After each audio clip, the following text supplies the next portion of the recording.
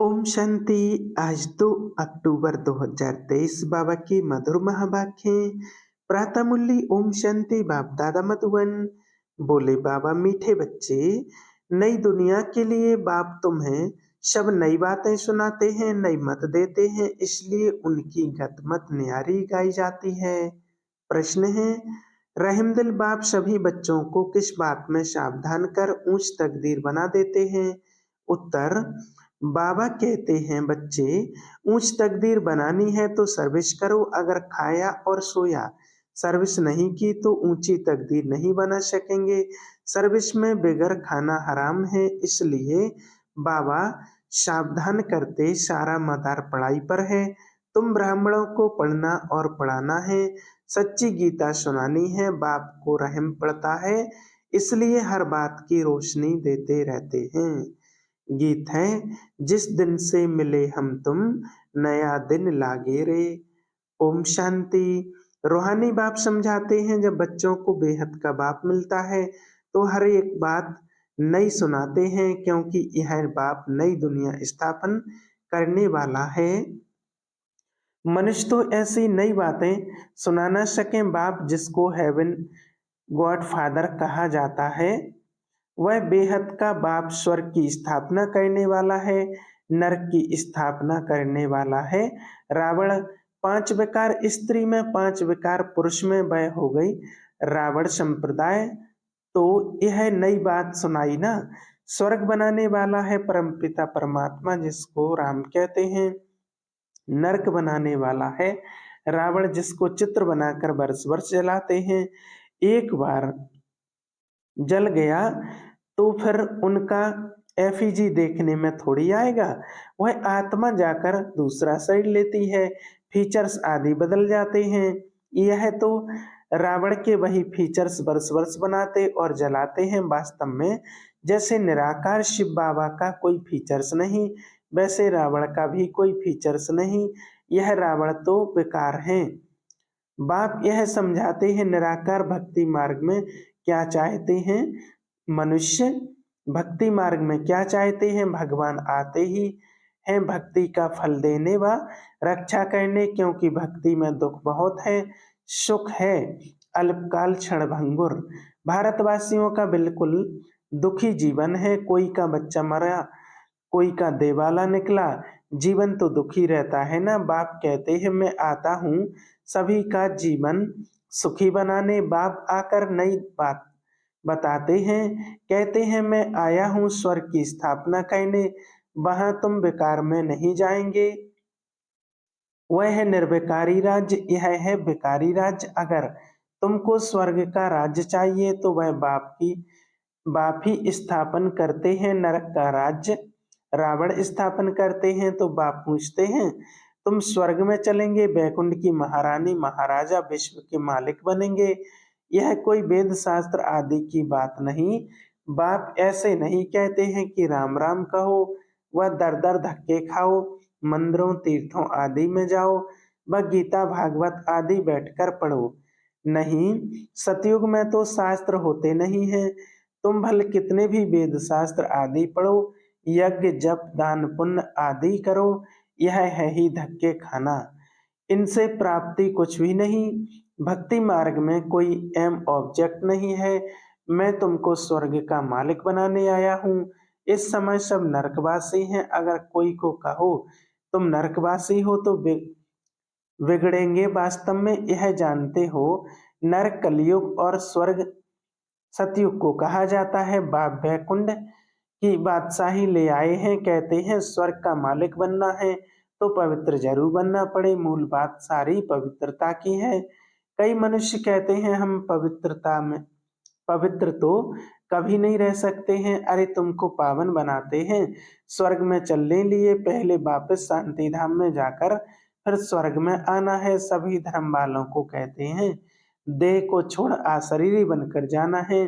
इसलिए देह के अभिमान को तोड़ो। मैं क्रिश्चियन हूँ, बौद्धि हूँ, यह सब हैं देह के धर्म। आत्मा तो सोई ठोम में रहती है। तो अब आप कहते हैं, मैं वापस मुक्ति धाम चलेंगे। वहां तुम शांति धाम में रहेंगे। बताओ तुम वापस कैसे चल सकते हो? मुझ बाप को और अपने स्वीट होम को याद करो। दे के सब धर्म छोड़ो। यह मामा है, काका है, चाचा है, इन सब देह के संबंधों को छोड़ो, अपने को देही समझो, मुझे याद करो। बस यह है मेहनत, और मैं कुछ नहीं सुनाता हूँ। शास्त्र आदि जो पढ़ते हो वह सब छोड़ो। मैं नई दुनिया के लिए तुमको नई मत देता हूँ। कहा जाता है ना, ईश्वर की गत और मत न्यारी है। गति कहा जाता है मुक्ति को। बाप नई बात सुनाते हैं ना। मनुष्य भी जब सुनते हैं तो कहते हैं यहाँ तो नई बातें हैं, शास्त्रों की कोई बात नहीं। यूं तो है गीता की बात, परंतु मनुष्यों ने गीता को भी खंडन कर दिया है। मैंने तो गीता पुस्तक कुछ भी नहीं उठाई है, वह तो बाद में बनती है। मैं तो तुमको ज्ञान सुनाता हूँ। ऐसे कभी नहीं कहेंगे कि मेरे तुम मेरे शिकलदे बच्चे हो। यह निराकार परमात्मा ही कहते हैं। निराकार आत्माओं से बात करते हैं, आत्मा सुनती है। यह शरीर है आर्गन्स। यह बात कभी कोई समझते नहीं। वह मनुष्य मनुष्य को सुनाते हैं, यह परमात्मा बैठ आत्माओं को सुनाते हैं। आत्माएं सुनती हैं इन कानों द्वारा। तुम जानते हो परमपिता परमात्मा बैठ समझाते हैं। मनुष्य तो यह बंडर खाते हैं, भगवान कैसे समझाएगा? वह तो समझते हैं। श्री कृष्ण भगवान वाच्य। अरे श्री कृष्ण तो देहधारी हैं, मैं तो देहधारी नहीं, मैं विदेही हूँ और विदेही आत्माओं को सुनाता हूँ। तो यह नई बातें सुनने के साथ चकित हो जाते हैं। तो कल्प पहले बच्चे सुनकर गए हैं, उन्हों को तो बहुत अच्छा लगता है, पढ़ते हैं। मम्मा बाबा कहते हैं इसमें अंधश्रद्धा की कोई बात हो ना सके। लौकिक रीति से बच्चे माँ बाप को कहते हैं।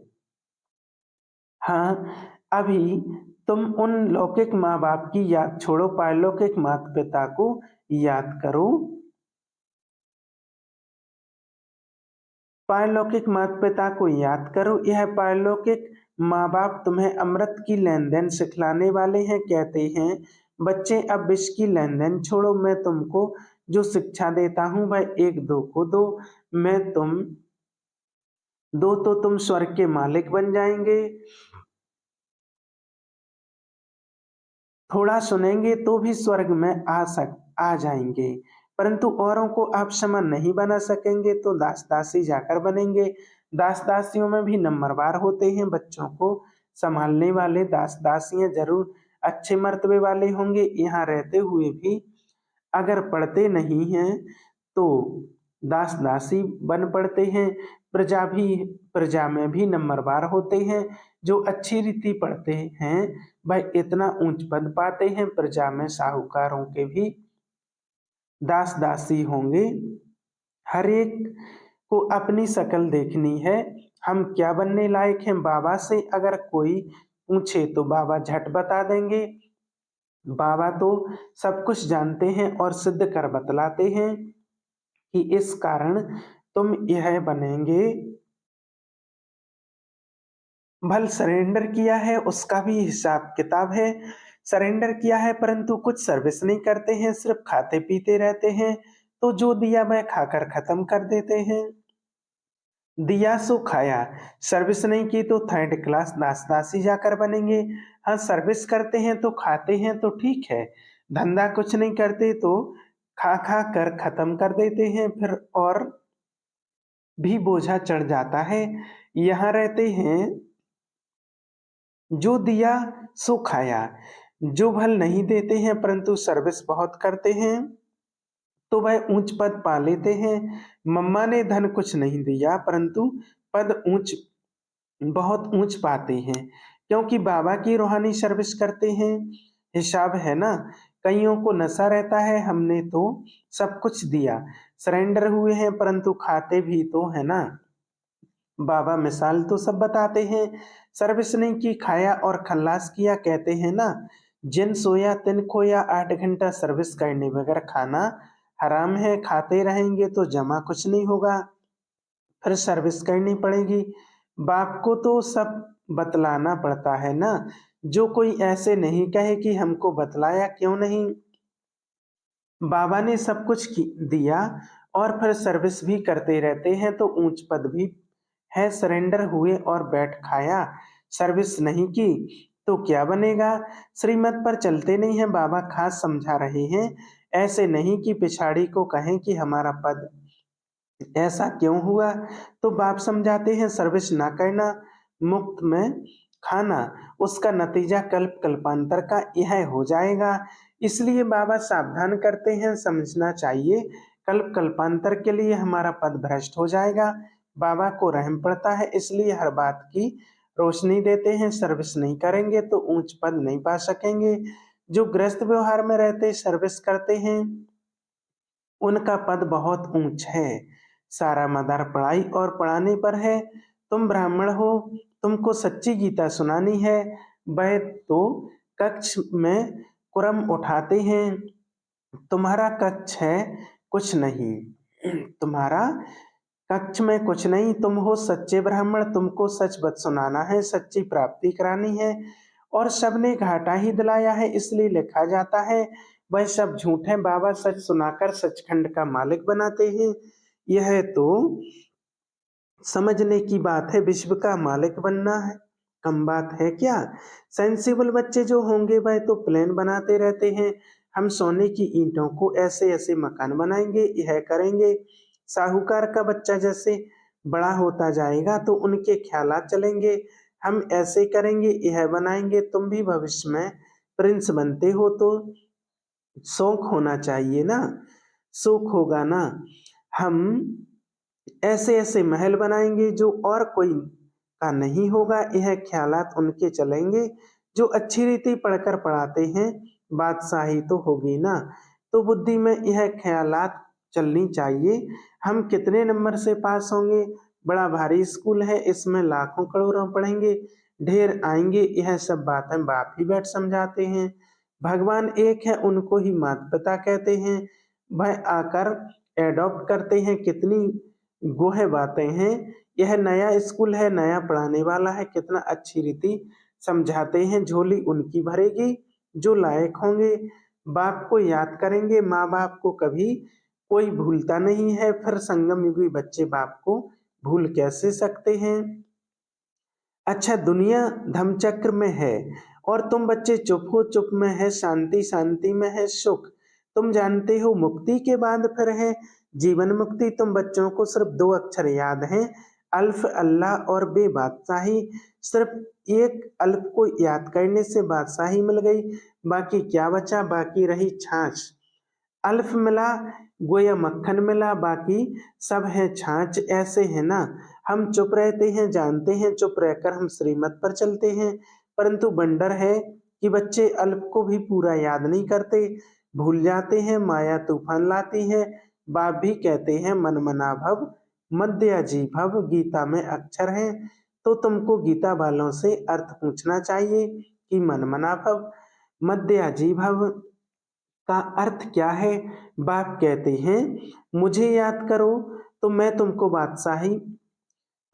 बादशाही मिलेगी। सब देह के धर्म छोड़ देही बन जाओ और बाप को याद करो तो बादशाही मिलेगी। ग्रंथ में भी कहते हैं जपो अल्प को तो बादशाही मिलेगी, सचखंड की रजाई मिलती है। हम दुनिया से बिल्कुल न्यारे हैं और कोई भी ऐसे नहीं कहेंगे। बाप तुम्हें नई बातें सुनाते हैं, बाकी सब पुरानी बातें ही सुनाते हैं। बात बड़ी सहज है, अल्प के बनो तो बादशाही मिलेगी, फिर भी पुरुषार्थ तो करना पड़े। आप सामान बनाने की जितनी सर्विस करेंगे उतना फल मिलेगा। मनुष्य ना अल्प को जानते हैं ना बे को जानते हैं। बे माना बादशाही का मक्खन, श्री कृष्ण से के मुख में मक्खन दिखाते हैं ना। जरूर स्वर्ग की स्थापना करने वाले ने ही बादशाही दी है। अच्छा, मीठे मीठे शिकलदे बच्चों प्रति माता पिता बाप दादा का याद प्यार और गुड मॉर्निंग। रूहानी बाप की रूहानी बच्चों को नमस्ते। हम रूहानी बच्चों की रूहानी बाप दादा को याद प्यार और गुड मॉर्निंग, नमस्ते, शुक्रिया बाबा, शुक्रिया। धारणा के लिए मुख्य सार है, पहला पॉइंट, वापिस स्वीट होम घर जाना है, इसलिए देह के सब धर्मों और संबंधों को भूल स्वयं को देही समझना है, इसी अभ्यास में रहना है। दूसरा, बाप की जो शिक्षाएं मिली हैं वह दूसरों को देनी है। आप समान बनाना है, 8 घंटे सर्विस जरूर करनी है। वरदान है, शुद्ध फीलिंग द्वारा फ्लू की बीमारी को खत्म कर वरदानों से पलने वाले सफलता मूर्त भव। सभी बच्चों को बादशाही की श्रेष्ठ मत है। बच्चे सदा शुद्ध फीलिंग में रहो, मैं सर्वश्रेष्ठ अर्थात कोटों में कोई आत्मा हूँ, मैं देवात्मा, महान आत्मा, विशेष पाठधारी आत्मा हूँ। इस फीलिंग में रहो तो व्यर्थ फीलिंग का फ्लू नहीं आ सकता। जहाँ यह शुद्ध फीलिंग है वहाँ अशुद्ध फीलिंग नहीं हो सकती। इससे फ्लू की बीमारी से अर्थात मेहनत से बच जाएंगे और सदा स्वयं को ऐसा अनुभव करेंगे कि हम वरदानों से पल रहे हैं, सेवा में सफलता पा रहे हैं। स्लोगन, संगम की मर्यादा पुरुषोत्तम बनना, यही ब्राह्मण जीवन का श्रेष्ठ लक्ष्य है। अच्छा, ओम शांति।